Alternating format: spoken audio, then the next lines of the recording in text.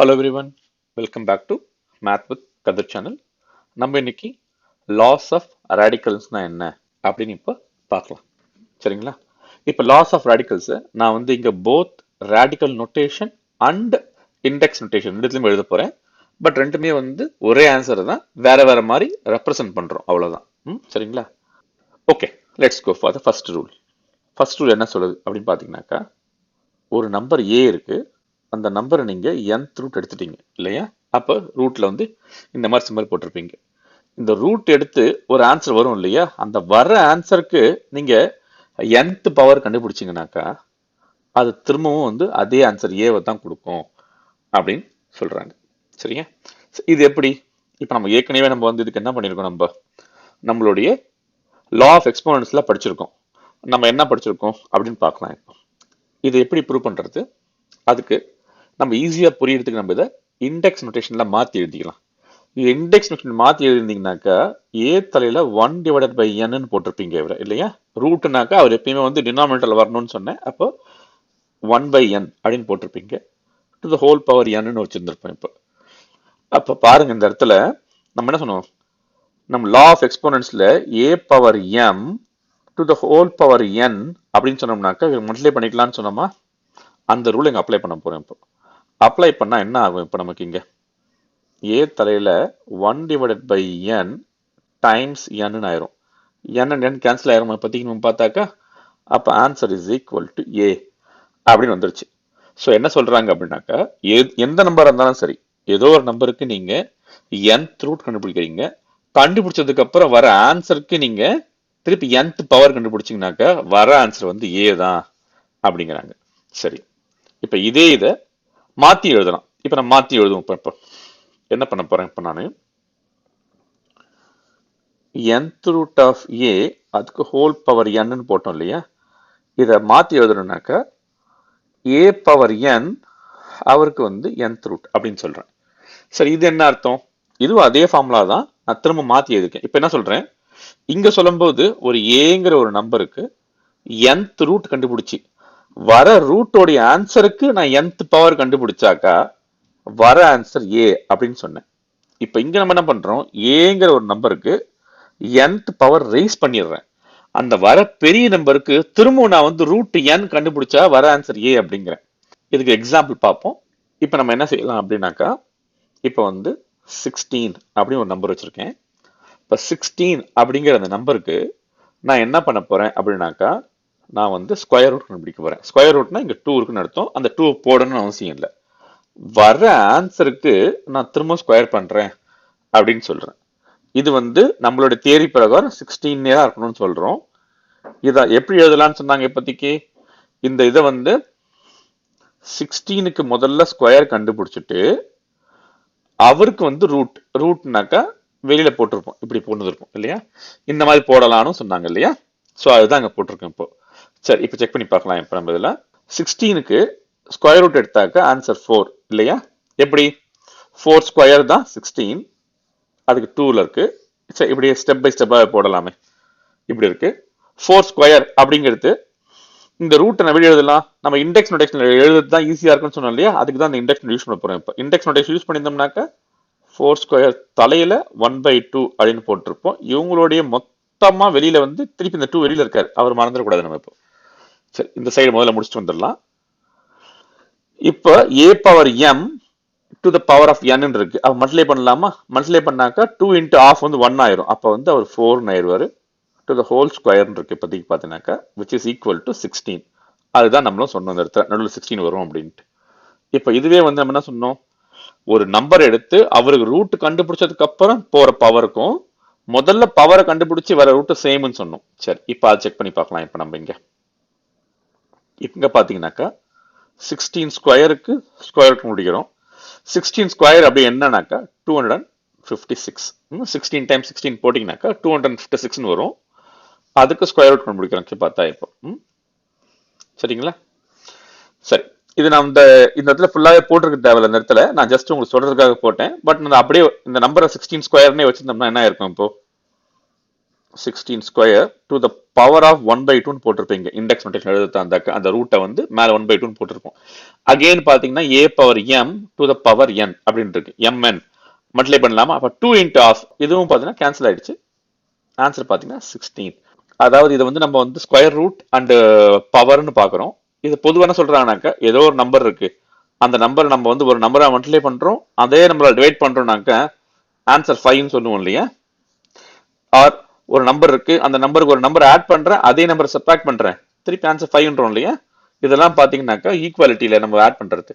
அதே போல ஒரு நம்பர் இருக்கு, அந்த நம்பருக்கு நான் ஏதோ பவர் எடுக்கிறேன், என்ன பவர் எடுத்தனோ அதே பவருக்கு நான் ரூட் எடுக்கிறேன் அப்படின்னு சொன்னோம்னாக்கா ஆன்சர் 5 ஆர் அதே நம்பர் தான் வரும் அப்படின்னு சொல்றாங்க. இதான் வந்து உங்களுடைய ஃபர்ஸ்ட் லா ஆஃப் ராடிக்கல். சரிங்களா? Let's go to the second law of radical. அது என்ன அப்படின்னு பார்க்கலாம். Second law of radical, root of n, அது வந்து யாருக்கு? ஏங்கிற வேரியபிளுக்கு நம்ம ஆர் ஏங்கிற நம்பருக்கு nth ரூட் எடுக்கிறோம், டைம்ஸ் பிங்கிற ஒரு நம்பருக்கு அவருக்கு nth ரூட் எடுக்கிறோமா. இப்படி தனித்தனியா nth ரூட் எடுத்து வர ரூட்டோட ஆன்சரை மல்டிப்ளை பண்றதும், அந்த ரெண்டு நம்பரையும் முதல்ல மல்டிப்ளை பண்ணி அந்த நம்பருக்கு வர nth ரூட் சேம் அப்படின்றாங்க. எக்ஸாம்பிள் பார்க்கலாம். இப்போ நம்ம என்ன பண்ண போறோம், இந்த இடத்துல 4 அப்படின்னு வச்சுக்கலாம். ஏவை 4க்கு ஸ்கொயர் ரூட் கண்டுபிடிக்கிறேன், 9க்கு நான் வந்து ஸ்கொயர் ரூட் கண்டுபிடிக்கிறேன். ரெண்டு பேருக்கு பார்த்தா 2ங்கிறது தான் ஸ்கொயர் ரூட் இல்லையா? இஸ் ஈக்குவல் டு 4 டைம்ஸ் 9 இல்லையா? 4 டைம்ஸ் 9, இந்த ஆன்சருக்கும் நான் ஸ்கொயர் ரூட் கண்டுபிடிக்கிறேன். என்ன ஆன்சர் வருதுன்னு பார்க்கலாம்.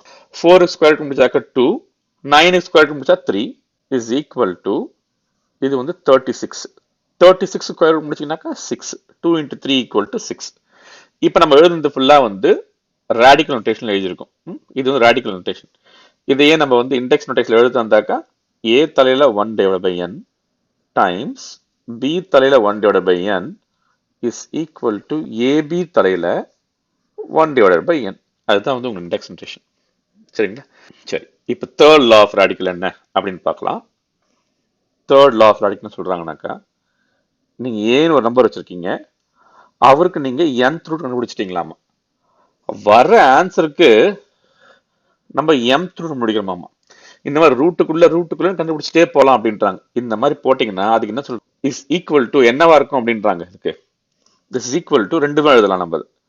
அந்த ஏங்கிற அதே நம்பருக்கு ஒரேடியா நான் வந்து mn அப்படிங்கிற மல்டிப்ளை பண்ணி வர அந்த நம்பரை வச்சு நான் ரூட் கண்டுபிடிச்சிடலாம். ஆர் ஃபர்ஸ்ட் நான் வந்து m பண்ணிட்டு ரூட்ல ஏவுக்கு வர ஆன்சருக்கு நான் என்ன பண்ணாலும் ஆன்சர் சேம் அப்படிங்கிறாங்க. சரி, இதுக்கு ஒரு எக்ஸாம்பிள் பார்க்கலாம் நம்ம இப்போ. ஸோ மூணுமே சேம் தான், ஞாபகம் வச்சுங்க.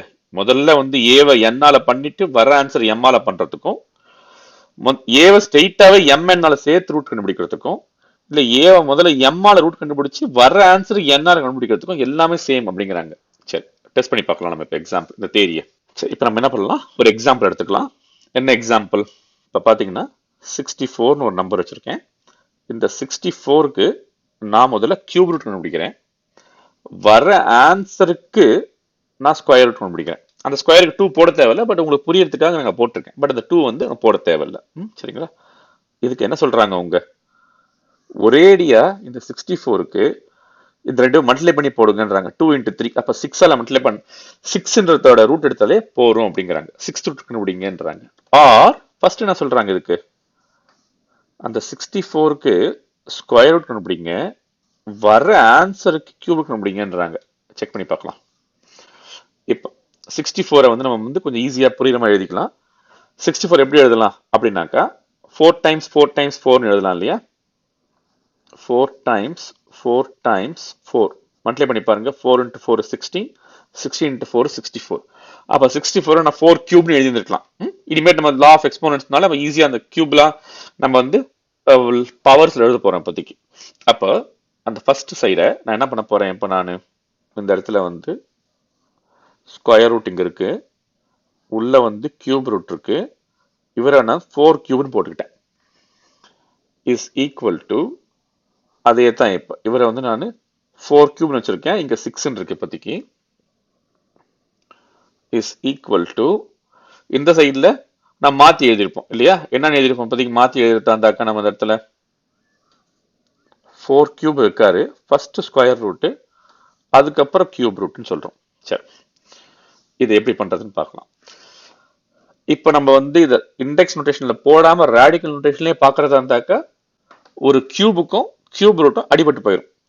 இது இப்படியே பாக்குறது தான். இல்ல உங்களுக்கு இது புரியல அப்படின்னா நீங்க வந்து நோட்டேஷனை மாத்தி எழுதுங்க. 4 தலையில 3, அந்த ரூட் 3ங்கிறத 1/3 போட்டுருந்துருப்பீங்க. ரெண்டும் ஒண்ணுதான். இப்ப இங்க எழுதணும், இது ஒண்ணுதான். ஆக்சுவலி பார்த்தா இவருக்கு ஹோல் பவர் 1/2, ஏன்னா அதான் அந்த ஸ்கொயர் இல்லையா, ஸ்கொயர் ரூட்டுக்கு. ஸோ எப்படி எழுதினாலும் ஒண்ணுதான். நீங்க இந்த மாதிரி எழுதி இதுலயே உங்களுக்கு புரிஞ்சு போச்சுன்னா இந்த மாதிரி கேன்சல் பண்ணுங்க. இல்ல இந்த ரேடிக்கல் நோட்டேஷன் கன்ஃபியூசிங்கா இருக்குன்னா இண்டெக்ஸ் நோட்டேஷன்ல மாத்தி எழுதி சால்வ் பண்ணுங்க. ஸோ பாத்தீங்கன்னாக்கா 4 கியூப், அதுக்கு ரூட் எடுத்தோம்னாக்கா கியூப் ரூட் எடுத்தோம்னாக்கா 3 3 போயிடுத்து, வெறும் 4 தான் இருக்காரு.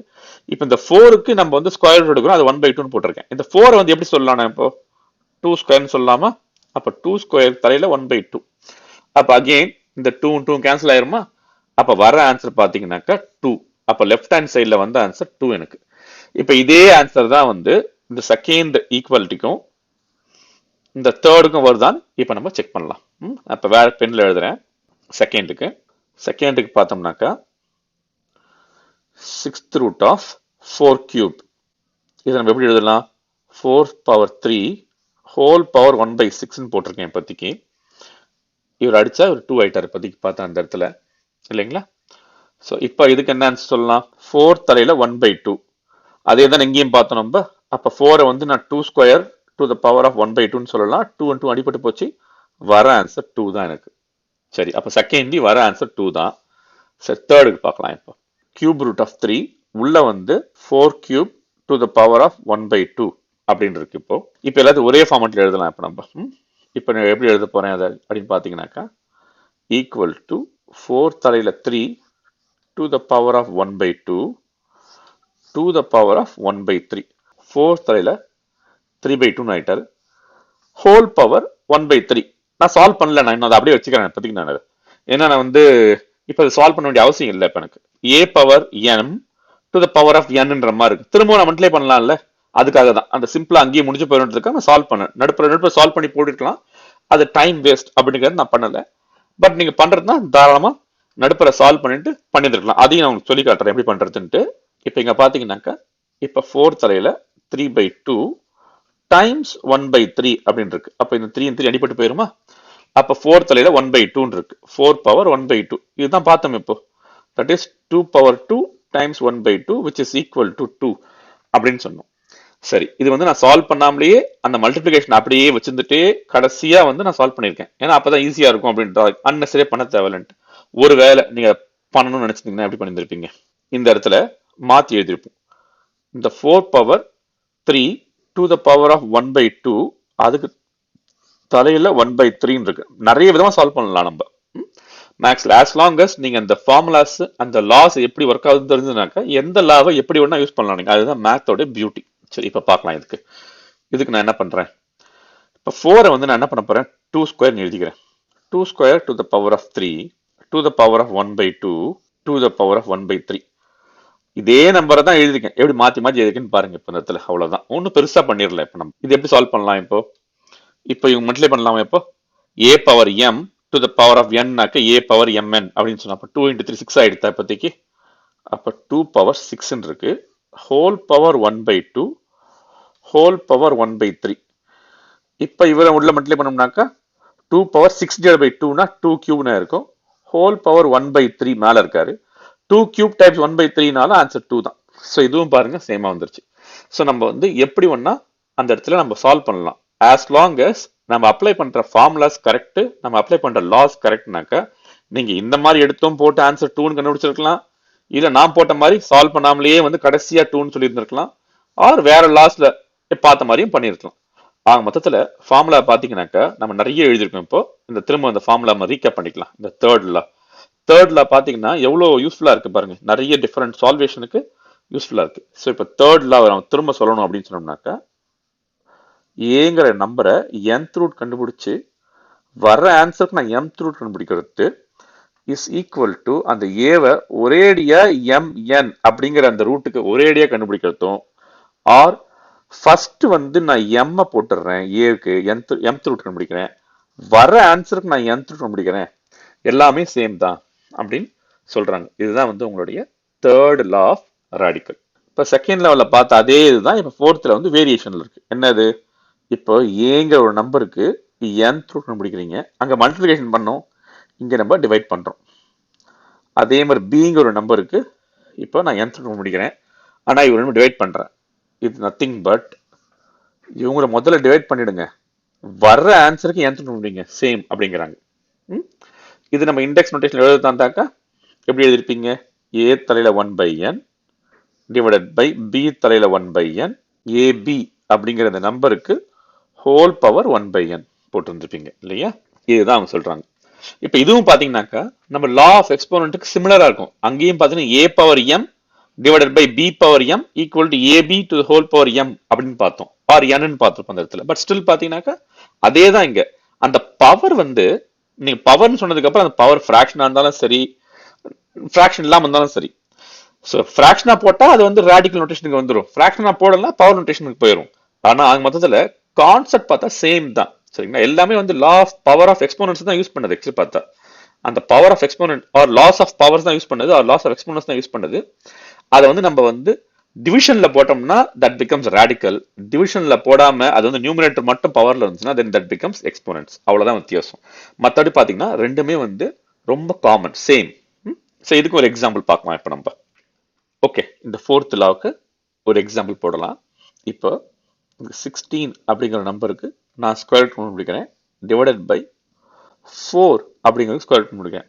பார்த்தீங்கன்னா a வந்து 16, b வந்து 4, n வந்து 2. இதுக்கு அவங்க என்ன சொல்றாங்க?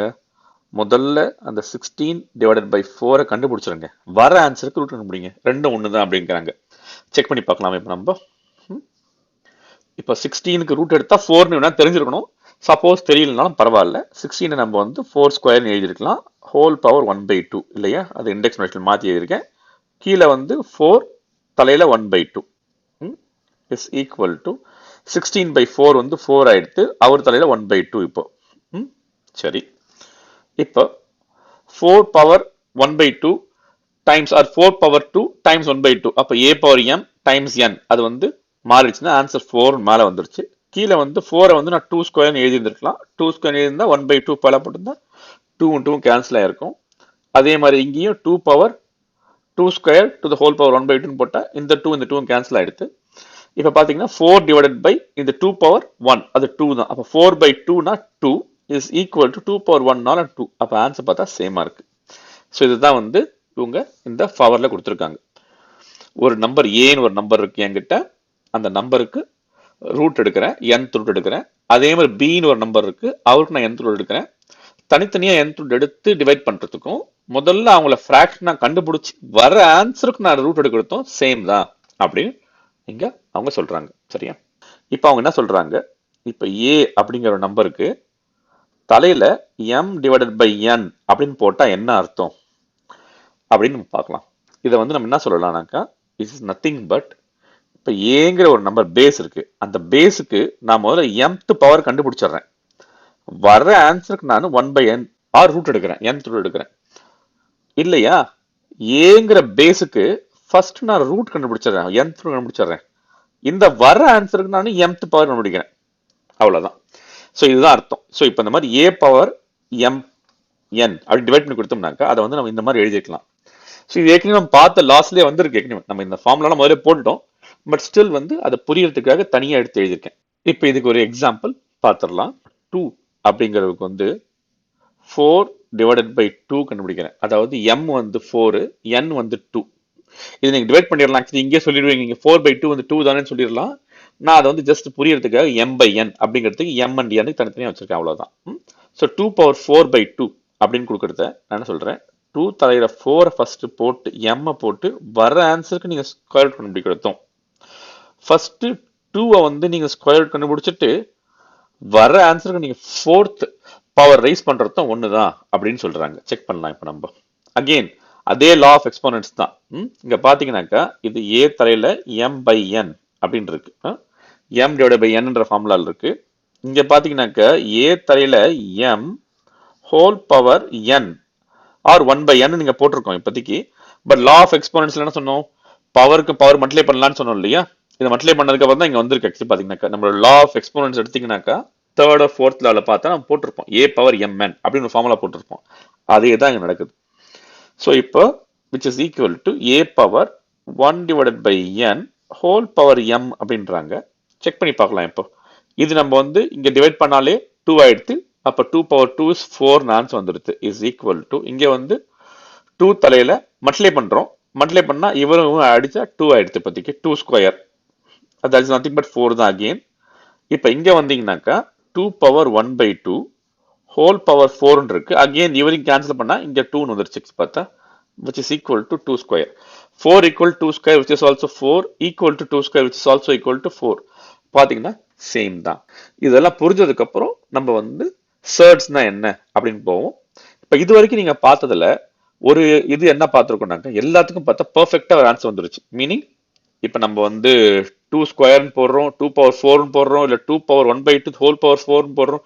எங்க போட்டாலும் அந்த 1 by n m எல்லாம் பார்த்தா பெர்ஃபெக்ட்டா டிவைட் பண்ணி ஆன்சர் வந்து நமக்கு ஒரு ப்ராப்பர் ரேஷனல் நம்பர் ஆன்சர் வருது. 4 2 5 அப்படின்னு வந்து ஒரு நம்பர் தான் வந்திருக்கு. தவிர எங்கேயுமே நம்ம டெசிமல் பார்க்கல, எங்கேயுமே நம்ம வந்து ஒரு இர்ரேஷனல் நம்பரை பார்க்கல. இப்ப நம்ம அதெல்லாம் வந்து சர்ட்ஸ்ல பார்க்கலாம். இது வரைக்கும் பாத்தீங்கன்னா ஆன்சர் வந்து பெர்ஃபெக்ட்டா வந்திருக்கு. That is what we have learnt.